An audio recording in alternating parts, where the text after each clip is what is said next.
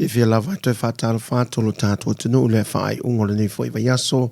alo mia se whaupopongo talafo mai Sāmoa, se bai ele whaafonga. Ina wa maia ia whaamoemoenga uma sa whenga iei male malo tā penanga, o le whailunga ino le atoanga le ono sa whamale whātau sanga le malo tuto tasi o Sāmoa,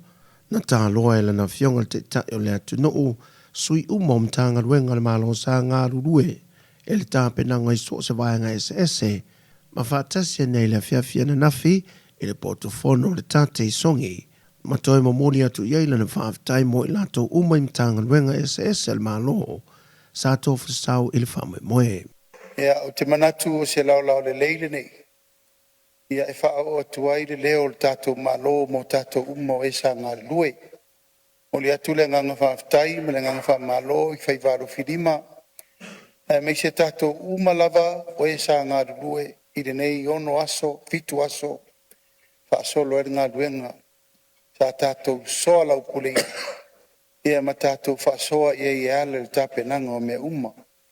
E o ina le i maea, ia nisi foi o fufanga i tātou malo mai fafo. Ia i tel tununga o le ngā luenga i tala me whaasolo se i o lava ina. Maea le leitu langa o le ngā luenga sa tātou tāpena ina. Umoli atu le ngā whaaftai i teifono umalava, masoa komiti o matafa i o i teitasi. E lava sa tu manino matu matamanga le tangata malana. E mai se fo inga luenga fatino mai lava i so se vaenga SS. Sfuru mon tupu matafa yoi. Ato foi o to fionga i minister o te fono i am sui te fono mga luenga malava sa auto fenga iai. Puipuinga, leonga, saunga le mu, tau maftanga, te penanga malai, whalolonga, whafonga ina, ia e o lava i whaafifianga ma me SS matalonga. Ia e le toi whaiatua se tala ua tātou loa le anganga papai mai o le atua i me uma sa tātou whengai mi tātou. O le anganga whaafitai le nā, mai mamoli atuai le ulangona whaataitai o le malo, pa ia mawalunga o tō uma tātou o whenga luenga, tupu mai, te maari i mwhailaunga, whatu matausi. Mai ua ato whainai e le whiongan pālemia le aso se fulmal tolo le maasina le neo i uni, o le atu whaatasia e se ainga ma se pōwhia fia, e wha atoa nei upo le whaaftai, ua whongaina e le taitai o le atuno. O se tala toi tuli loa i tala vausa moe to luolo tau fia nei Vietnam, e le whaavlawe na maliu el taitai o le kengi al Coconut Cartel, na whailoa el tama Steve Tofa i leo tu stala, wa mai o na whailua i atu le taitai o le atuno, e talo sangaina pe iai se awa noe mwhaiai, e viso te inga whaamao malo o na awina mai ilo na atali i Samoa, e tau fia matuli eilo na whaasalanga, na whaailoa le tama wa mai o na tali atu le malo e taati atu le mata opu, se ia whia ni se ngā yoinga se awala tāla whia ngai, pe i tae o mai le soho, e le toi mau mai lava se whaamtalanga e whaatatau iai la ua uma, e ngata mai i le amatanga le teimi na tupu ai le whaalawe lave. Ai le lava mata opu, wa tau fia i nei iei ngoa e to iwa wa whaia i eisu e suenga,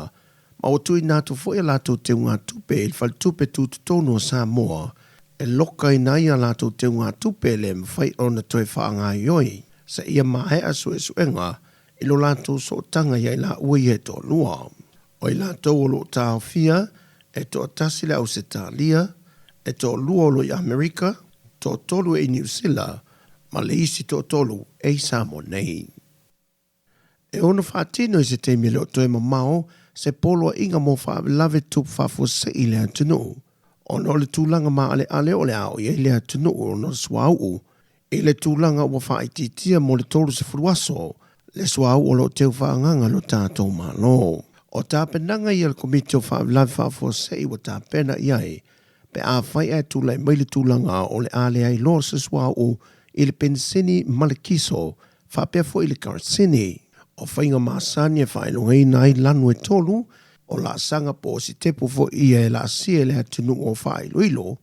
e loa i le tūlanga wo i ai, po le lei, le whiololo, pe o atu fo i le tūlanga wa avea, ma whaavelawe matu ia. Pe on se le fio le maasina le neina toi si itia i le tau o le pensini, le o atu e le tau o le kiso e le lima tala se fulusene le lita. Ai la tātu ia le tau o le lito le pensini i le whātala. O le vaenga lua ia po le amper level ia le tūlanga lanu moli lea ia ua tilu ai fo i le tātou komiti whaafoi ia po le tūlanga lea le precautionary.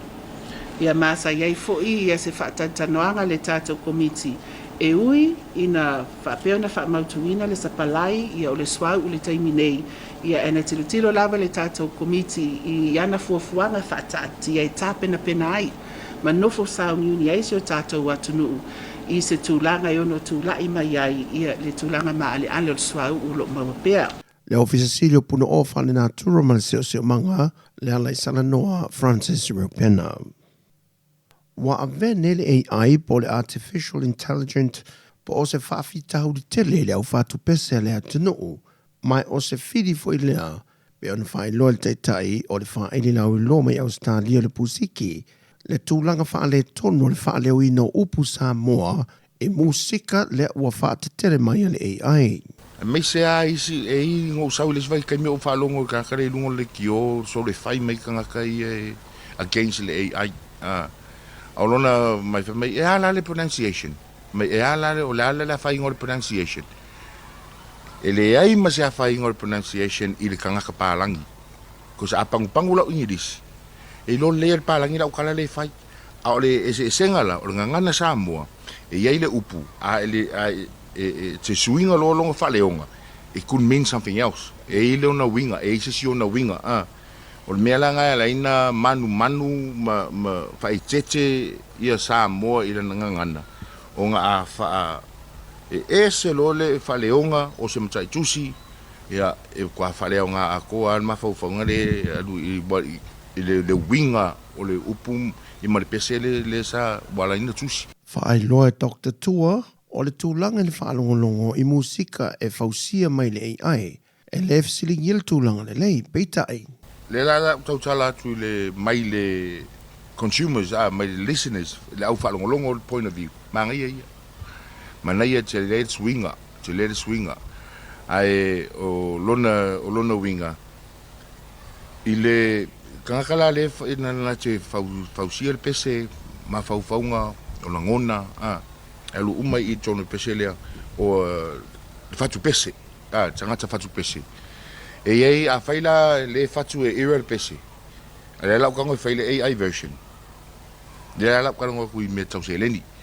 o ele ma faingo ngo claiminga ia tupe ia so I can or kupere mo mai lau views and all that e rusa o ele original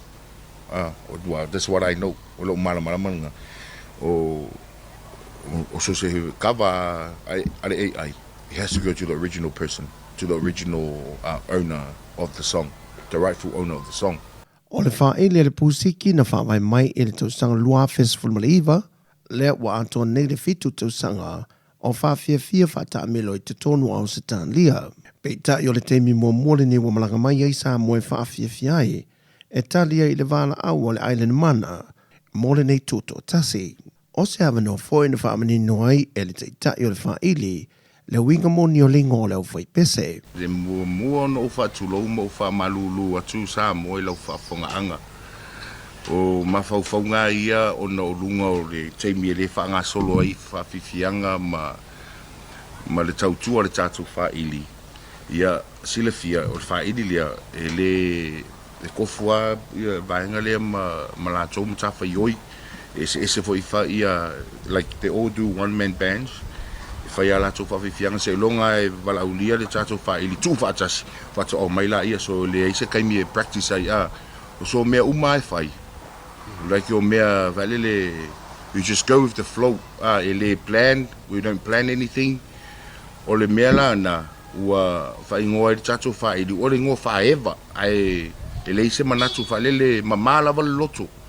e leise manatu fa pe tingai se loto se si pe wa mato feita pe wala ina fa ingo fa pe ia ole we're shocked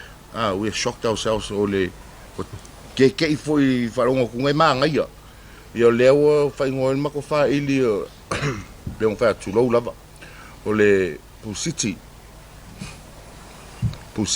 ia au na upu lava ia fa malulu kwa Samoa lo fa fo na pe fa tu te busola amanga lo mai fo fa nga pe fa o sailing on ma ko fa iti ia o ku aku la o le ngoa o le suamalie ia o fa fifianga ma me o mai e mo ila ngona fifia O le fiafia na nei o le whaafiafia e le whaele e le surf park e mata auto. O tala fohuia manuia tele le whaai ungo newa yaso Samoa whaasoifoia.